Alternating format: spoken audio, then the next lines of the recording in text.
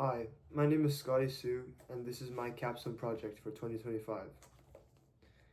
So, the essential question that will guide my learning is, what does being self-employed mean? What does it involve? And how can I manage my responsibilities with being involved in one? So, my capstone mainly falls under the category of investigate and report. So, what my final capstone project will look like would be a video showcasing my experience and knowledge gained after 25 hours of investigating and reporting, following and shadowing my mentor in what being involved in a self-employed organization or job looks like. So, for my capstone, I will be investigating a self-employed organization and club run by my mentor. So this organization run by my mentor mainly specializes in teaching both kids and adults in introductory lessons on how to play tennis, offering lessons indoors and outdoors. On top of that, they also organize camps and field trips in different areas, such as soccer or basketball, helping introduce even more people to the sport. I think it's a really great example of how somebody's passion can be turned into a sport or a business that also positively impacts others around them. So, this tennis club is called SJM Tennis Academy, and this is my mentor James. So, in our first meeting, we mainly discussed the parameters of being a good coach, how to interact with the clients, the kids, and the parents positively rather than the specifics in running the company and organization in itself. This is a quick list of the things we went over. So, the first point we went over is be on time. So, my mentor explained that being on time and punctuate with times and locations is very important when interacting with anybody. This is because it leaves a first impression and it gives off a sense of who you are and what your company represents as a whole. The second point we went over is to always organize well. This means having your equipment prepared and a lesson plan ahead of time. Similarly to the first point, not organizing well also gives off a bad impression to your clients, making it seem like you are not somebody who is possibly trustworthy in terms of lessons. He explained that for lessons, always arrive 15 minutes before the scheduled time, and when planning lessons and camps, always plan at least one day ahead of time. So his third pointer to me is to relax, have fun, and be expressive on court with your client. This can apply to anyone going into to try something new. This is because you always want to make your client feel welcome and make yourself approachable. Being on court with a client, you can think of it as treating them as a friend. Have conversations with them while still engaging in the lesson. So my mentor's fourth pointer to me before going on court to teach is always adjust your lesson plan accordingly to the skill level of your client. This pointer, in my opinion, is the most important of all because your lesson should be approachable, welcoming, and obtainable for your client. As an example, if my client is a brand new beginner and I don't give them lessons that they can obtain and challenge themselves a little bit, they will not enjoy the lesson and will probably not come back. So last summer, I was intrigued and signed up for a coaching certification at Tennis BC, which basically allows me to coach at clubs and officially be a coach. So to do this, I searched up Tennis BC coaching certification, clicked on the links, and went to this website. So on this website, it entails the basics of how to progress through this ladder of coaching and what the next steps for you can be for in the future. So basically, Below is also listed the requirements to be a coach. So it says here you have to be a certain age, which is 16 in this case. This is mainly to ensure that you have a level of maturity required to deal with the possible situations you may face as a coach. As a coach, you will face mainly children with who have parents, and they will have requirements, demands, and other things to say to you.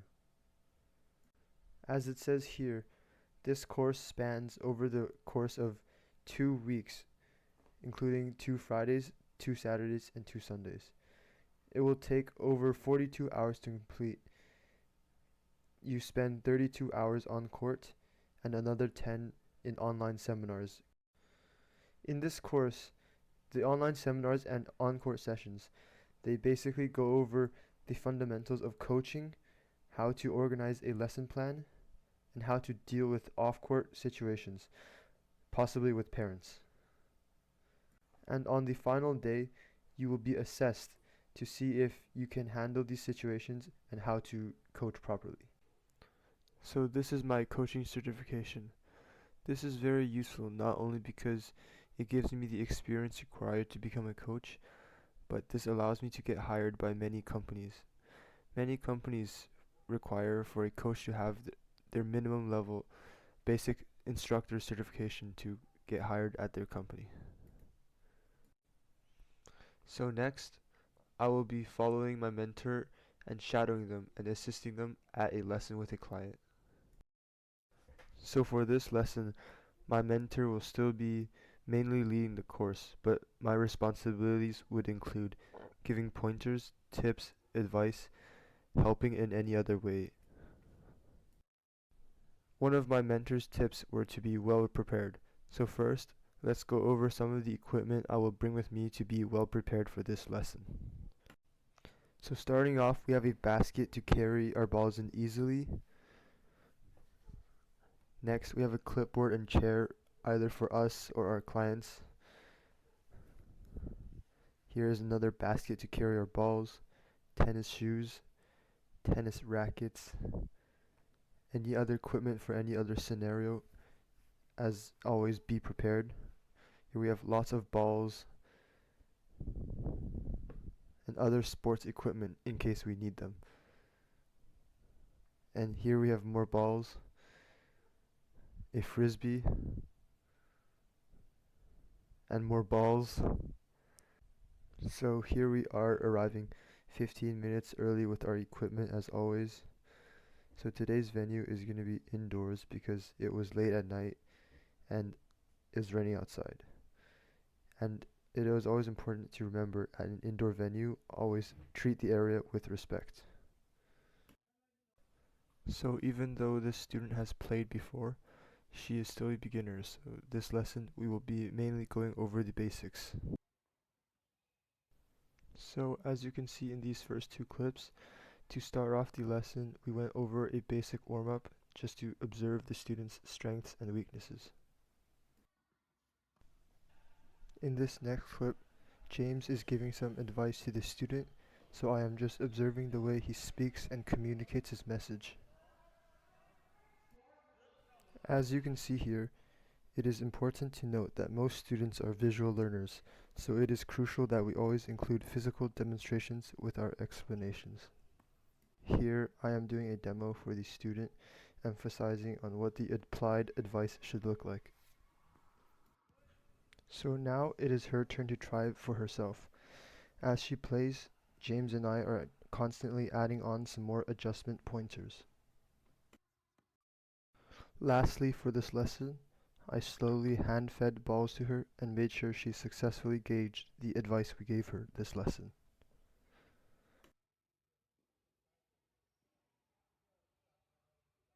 Then we picked up the balls. I think overall it was a good lesson, but some things to improve on for next time are to be more vocal and concise during communication. The last thing we went over is how he keeps track of schedule, the financial situation, and how to advertise. So to keep track of schedule every month, it is written down on a disclosed Excel sheet or with pen and paper. The system is you write the client's name, day of the week, and scheduled time of lesson. The same goes for the finances. We write down the date of lesson, how much is paid among the number of students that attended, and you take into account the expenditures of helpers and indoor court fee. After, you can file it yourself or report to an experienced accountant. In this situation, we have an experienced accountant. Lastly, for advertisement, he mainly relies on the word of mouth and social media. In this case, we use WeChat, a popular Asian platform similar to WhatsApp. Here are the two main group chats used for communication with over 300 members in total. Either a student requests a time or a group lesson listing is made for sign up. These are the main posters used for summer camp listings, which include tennis, soccer, and other related activities. As seen here, the main components of time, date, what, and contact information are all included. And that was what we went over during our time together. So over my capstone project, some challenges I faced were figuring out where to start with my research and finding the appropriate things to shadow my mentor for, both of which were resolved after sitting down and thoroughly speaking with my mentor. The biggest takeaway from my capstone project was to always be well prepared and to write down a plan with objectives before pursuing any endeavor. Being well prepared is crucial as it gives you a head start when you're going up against any obstacles you may face. Additionally, I also learned that being well prepared and presentable are crucial, especially when doing something in person. Projecting the proper first impression helps propel your success.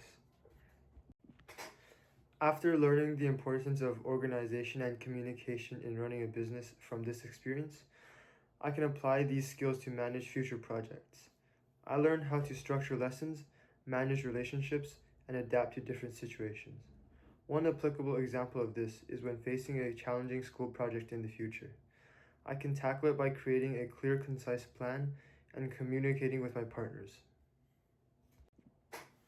And that was my investigate and report capstone project on what a self-employed tennis club looks like. Hope you enjoyed.